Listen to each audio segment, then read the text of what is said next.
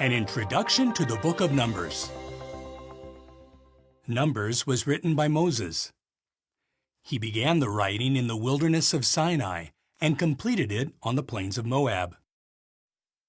The narrative covers a period of 38 years and 9 months, from 1512 to 1473 BCE, when Moses finished the writing. Numbers gets its name from the 2 times that Moses numbered the people, first at Mount Sinai and later on the plains of Moab. The book highlights Jehovah's ability to lead his people. It underscores the need to obey God's appointed representatives, and it illustrates the importance of strong faith. Numbers has 36 chapters. In chapters 1 to 4, Israelite males 20 years old and up, except for the Levites, are registered for the army. The Levites are set apart to assist the priests. Chapters 5 to 9 discuss marital faithfulness, quarantining, and service as a Nazirite. In chapter 10, the Israelites pull away from the wilderness of Sinai by their tribal divisions. In chapter 11, the people complain about the manna, a miraculous food provided by Jehovah. In the next chapter, Miriam and Aaron speak against Moses. For this, Miriam is temporarily struck with leprosy and quarantined for 7 days.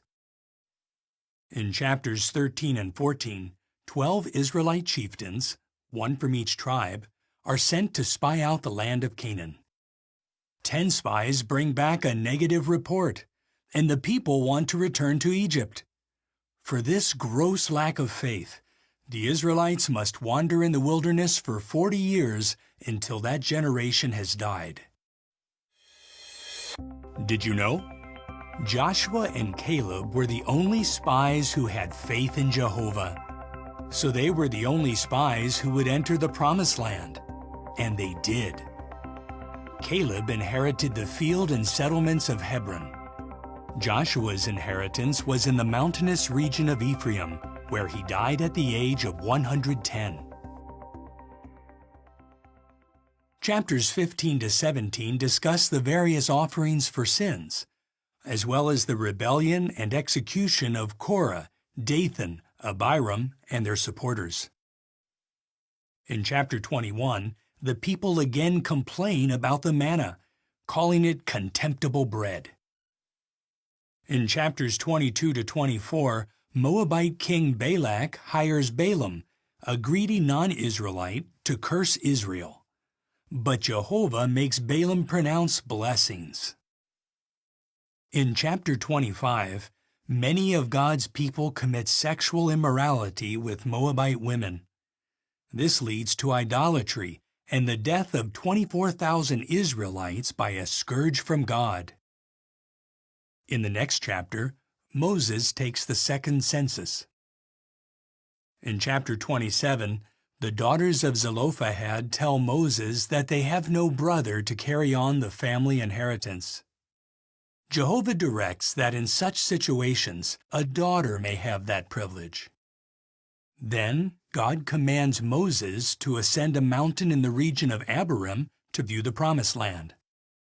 Because Moses is soon to die, Jehovah tells him to appoint Joshua to lead Israel into Canaan. Chapters 31 to 36 discuss the apportioning of Canaan and other matters as the Israelites prepare to cross the Jordan River. As you read the book of Numbers, note how Jehovah patiently guides his people. See why we need to obey those appointed to take the lead among us, and reflect on our need for strong faith as we approach a far greater Promised Land, the new world under God's kingdom.